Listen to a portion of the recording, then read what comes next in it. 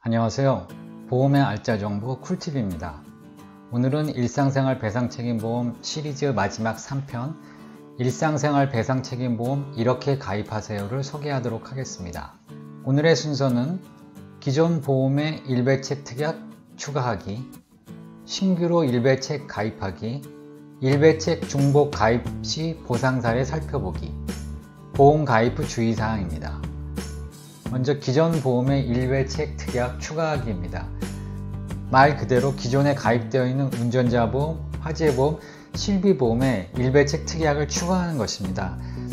내가 현재 일배책에 가입되어 있는지 없는지 확인하는 방법은 금융감독원 파인 시스템의 내보험 다보여에서 조회를 해보시면 되는데, 파인 시스템이 웹브라우저가 익스플로러만 되기 때문에 좀 주의하셔야 됩니다. 그리고 회원 가입을 하셔야 돼요.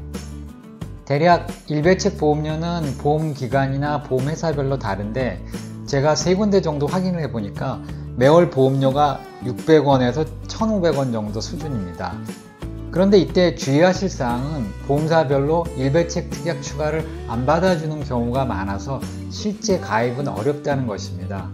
특히 다른 회사나 다른 상품에 일배책 특약이 가입되어 있으면 시스템상으로 중복 가입이 안 되도록 되어 있는 경우가 많습니다. 이것은 일배책도 중복으로 가입하려면 중복 가입에 대한 추가 동의를 받아야 하는데, 이게 시스템으로 구현이 안 되어 있기 때문인 것 같습니다.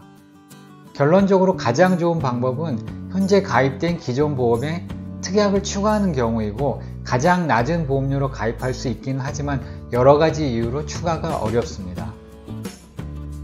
두 번째로 가입하는 방법은 신규로 일배책을 가입하는 것인데, 앞서 말씀드린 대로 일배책은 단독 상품이 없어서 운전자보험, 화재보험을 가입하면서 특약을 추가하는 것입니다.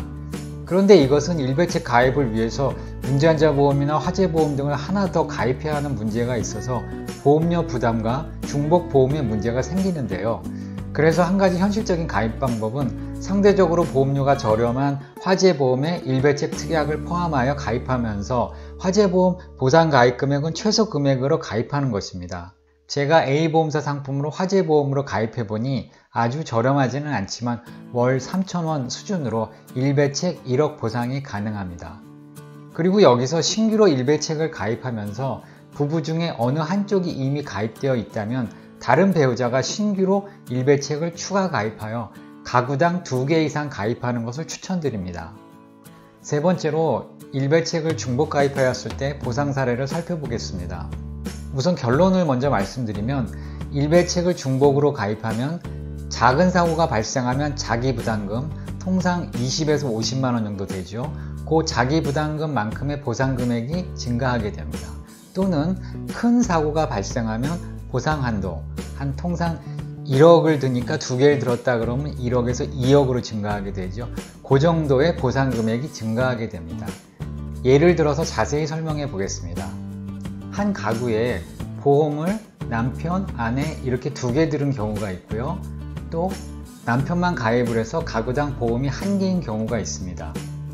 이때 사고가 발생하는데, 이때 남편이 남의 휴대폰을 떨어뜨려 파손사고가 발생하고 액정 수리비가 26만 7천원이 발생하였다고 가정해보면 남편의 보험증권에서 손해액은 26만 7천원이고 자기 부담금 20만원을 제외하고 나면 남편 증권에서 약 6만 7천원 정도가 보상이 됩니다. 마찬가지로 아내의 증권에서도 손해액은 26만 7천원이고 자기 부담금 20만원을 제외하고 나면 6만 7천원이 발생합니다. 이렇게 보험을 2개 들었을 경우에는 합쳐서 13만 4천원이 보상이 됩니다. 그러면 다른 경우를 살펴보면요, 가구당 보험을 1개 들고 남편만 들은 경우에는 손해액이 26만 7천원이고 자기 부담금이 20만원이니까 보상금액은 6만 7천원. 보험을 1개만 들은 경우에는 6만 7천원이 보상이 되고 2개 들었을 때는 13만 4천원이 보상이 되니까 보험을 2개 들은 경우에 더 보상이 많이 되죠. 자, 그럼 또 다른 사례를 살펴보겠습니다. 이번에는 사고가 좀 다른 사고입니다. 자전거로 남의 벤츠를 쳐서 벤츠가 3천만원 정도의 손해가 발생하고 손해배상을 하게 생겼습니다. 아까는 금액이 좀 작았지만 이번에는 3천만원으로 금액이 좀 올라갔습니다. 그러면 보험을 2개 든 경우와 1개 든 경우 각각의 보상 금액이 얼마인지 한번 살펴보겠습니다. 먼저 사고가 이제 3천만 원의 손해가 발생했으니 손해액은 3천만 원이고 자기 부담금은 20만 원. 그러면 3천만 원에서 20만 원을 빼면 약 2,980만 원 정도의 보상 금액이 발생합니다. 요거는 이제 남편 증권에서 청구할 수가 있고요. 아내 증권에서도 마찬가지로 계산해 보면 또 2,980만 원을 보상받을 수가 있는데, 여기서 주의하실 점은 보험의 비례보상 원칙에 의해서 손해액 3천만 원을 초과해서 받을 수는 없습니다. 지금 2군데의 보험을 가입했기 때문에 각각의 보험에서 3천만 원을 비례보상해서 1,500만 원씩 보상을 받게 됩니다. 총 그래서 보상받는 금액은 3천만 원이 됩니다. 그럼 다른 경우에 가구당 보험을 1개 들은 경우를 살펴보면 이때도 손해액은 3천만 원이고 자기 부담금은 20만 원이라서 보상 금액은 2,980만 원이 됩니다. 근데 보험을 1개 들었기 때문에 아내 증권은 없기 때문에 그대로 2,980만 원이 됩니다. 어떻든 큰 차이는 아니지만 보험을 2개 들은 경우는 3천만 원이 보상이 되고 1개 들은 경우는 2,980만 원이 보상이 되고 정확하게 자기 부담금 20만 원만큼의 차이가 발생했습니다. 그러면 또 다른 경우를 한번 살펴보겠습니다. 이번에는 자전거로 행인과 충돌해서 그 행인이 다쳐서 어떤 후유장애가 생기고 약 2억 원의 손해 금액이 발생하였습니다. 굉장히 큰 사고가 발생한 거죠. 이 경우에도 보험을 2개 가입한 경우와 1개 가입한 경우가 어떻게 다른지 한번 살펴보겠습니다. 먼저 보험을 2개 가입한 경우에는 손해액은 2억 원이고 자기 부담금은 없습니다. 앞서 사고들은 어떤 대물사고, 물건에 대한 피해였기 때문에 자기 부담금이 있었는데요. 이 사람에 대한 사고에 대해서 자기 부담금이 없습니다. 그래서 여기서는 자기 부담금이 없는 걸로 계산을 하겠습니다. 그래서 보상 금액은 1억 원입니다. 왜냐하면 한 증권당 보상 한도가 1억이잖아요. 그래서 2억이 낮지만 이 남편의 보험에서는 1억이 보상이 되고요. 마찬가지로 아내도 손해액과 자기 부담금을 계산해서 보상 금액은 1억 원입니다. 한도가 1억이니까요. 그래서 합쳐서 보험을 2개 들은 경우에는 2억 원의 보상이 되고요. 그럼 보험을 1개만 들은 경우에는 마찬가지로 계산을 해서 1억 원의 보상이 발생합니다. 결국 이 경우 굉장히 큰 사고가 났을 때도 2개 들었을 때는 보상 한도가 2억으로 늘어나서 1억보다는 2배의 보상을 받게 되는 거죠. 자, 다시 처음에 살펴봤던 결론을 다시 한번 보겠습니다.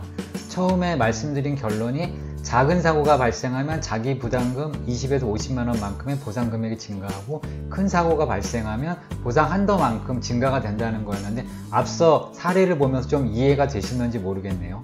결국 중복이라는 말이 약간 어감이 안 좋지만 이렇게 일배책을 여러 개 가입하는 것은 중복이라기보다는 자기 부담금도 없애주고 한도도 늘어나기 때문에 보완적인 기능이 있다고 생각됩니다. 그래서 가구당 2개 이상의 일배책 가입을 추천드립니다. 마지막으로 보험을 가입한 이후에 주의할 사항에 대해서 2가지 말씀을 드리겠습니다. 이사를 하는 경우에는 이사한 집으로 그 주소를 변경해야 됩니다. 처음에 보험을 가입했을 때 이사하기 전에 옛날 옛집의 주소로 되어 있을 텐데 이제 이사한 집의 주소로 바뀌어야지 보험 보상이 됩니다. 이사할 때는 꼭 주소를 변경한다. 요거 좀 명심해 주시고요. 두 번째는 자녀가 취직 등으로 경제적으로 독립을 하는 경우에는 자녀를 별도로 가입을 해야 됩니다. 이 약관의 보험은 생계를 같이 하는 가족에 대해서만 보상이 된다고 되어 있기 때문에 이 자녀가 취직을 한다거나 그러면 생계를 같이 하지 않기 때문에 이 자녀 이름 앞으로 일상생활 배상 책임은 따로 드러나야 됩니다. 이것도 좀 명심해 주세요. 이상으로 일상생활 배상 책임보험 시리즈 1, 2, 3편을 모두 마칩니다. 좀 도움이 되셨는지 모르겠어요. 보험의 알짜 정보 쿨팁이었습니다.